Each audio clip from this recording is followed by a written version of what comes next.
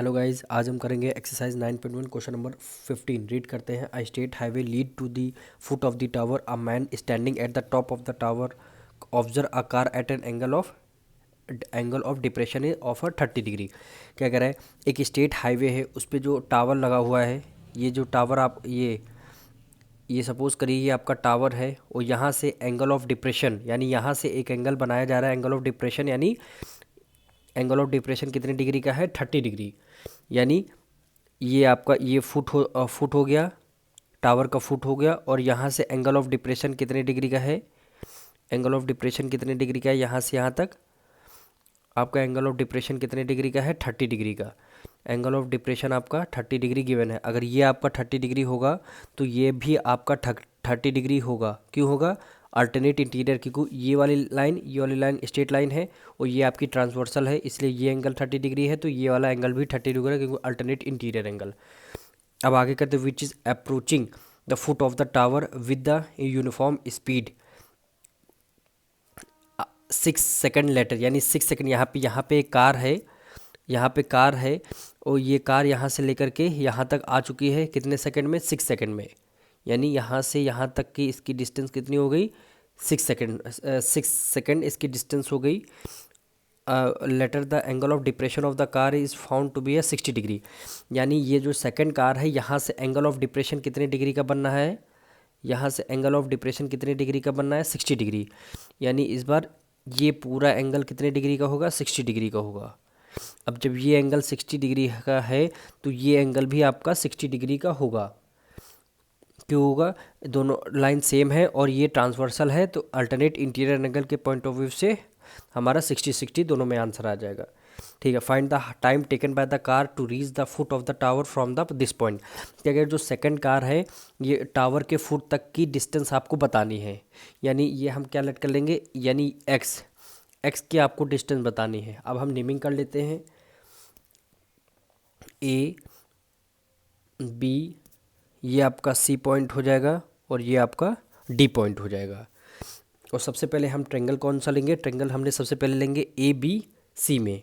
यहाँ पे लिखेंगे in triangle A B C. In triangle A B C. A B की डिस्टेंस आपको नहीं पता है तो इसको क्या मान लेंगे? एच मान लेंगे। यानी ए बी की डिस्टेंस हमारी कितनी हो गई? H. In triangle A B C में परपेंडिकुलर अपॉन बेस है ना, तो यानी टेन थीटा। थीटा की वैल्यू क्या हो जाएगी? 60। और परपेंडिकुलर यानी ए बी की वैल्यू क्या हो जाएगी? एच अपॉन बेस आपका क्या होगा? बी सी की वैल्यू क्या हो जाएगी? एक्स हो जाएगी। टेन 60 की वैल्यू कितनी होती है? √3। यानी √3 equal to H upon X हो गया। अब एक्स इधर मल्टीप्लाई में डिवाइड में, इधर किस में आ जाए? मल्टीप्लाई में आ जाएगा। यानी √3x equal to H. H की वैल्यू हमारी कितनी आ गई? √3x आ गई। अब हम कौन सा ट्रेंगल लेंगे? A B D. अब हम सेकंड ट्रेंगल लेंगे। In triangle A B D. कौन सा ट्रेंगल लेंगे? ए बी डी में। तो टेन थीटा। थीटा हमारा कितने डिग्री का है इस बार? थीटा हमारा कितने डिग्री का है? 30 डिग्री। यानी इस बार ट्रेंगल ए बी डी ले रहे हैं। यानी थीटा हमारा 60 डिग्री इक्वल टू परपेंडिकुलर हमारा क्या होगा? A B. ए बी हमारा क्या हो जाएगा? वही हाइट होगी एच, और बेस आपका क्या होगा? B D. B D base हो जाएगा, तो आप लिखेंगे एक्स प्लस 6। यानी बी सी तक की डिस्टेंस आपकी एक्स है और सी डी की डिस्टेंस आपकी 6 है। यानी एक्स प्लस 6 लिखेंगे। एक्स प्लस 6, क्योंकि इस बार हमने पूरा ए बी डी पूरा ट्रेंगल लिया है। टेन 60 की वैल्यू क्या होती है? सॉरी, यहाँ पे 1030 होगा। 1030, क्योंकि इस बार ट्रेंगल ए बी डी। 1030 की वैल्यू क्या होती है? 1/√3। यानी 1/√3 इक्वल टू हाइट है। हाइट हमने अभी क्या देखो फाइंड किया है? √3x। तो h की जगह हम क्या लिख देंगे?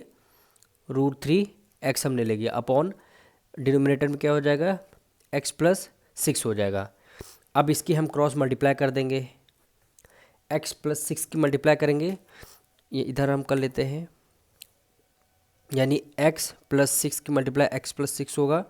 √3 की मल्टीप्लाई √3 से करेंगे, यानी 3 मल्टीप्लाई √3 मल्टीप्लाई कितना आ जाएगा? 3 आ जाएगा, और ये आपका x आ जाएगा। अब 6 इधर ही रहेगा आपका।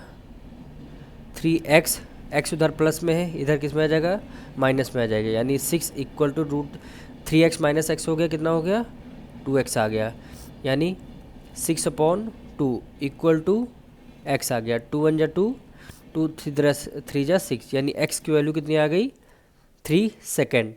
यानी x, यानी ये जो कार है C तक के B तक जाने की डिस्टेंस कितना ले रही है, 3 सेकेंड, यानी हमारा आंसर आ गया 3 सेकेंड। यही वैल्यू पूछी थी, find the time taken by the car to reach the foot of the tower from this point. तो इसका आंसर C तक के CB की डिस्टेंस हमारी क्या हो जाएगी, 3 सेकेंड। हम मिलते हैं नेक्स्ट वीडियो में।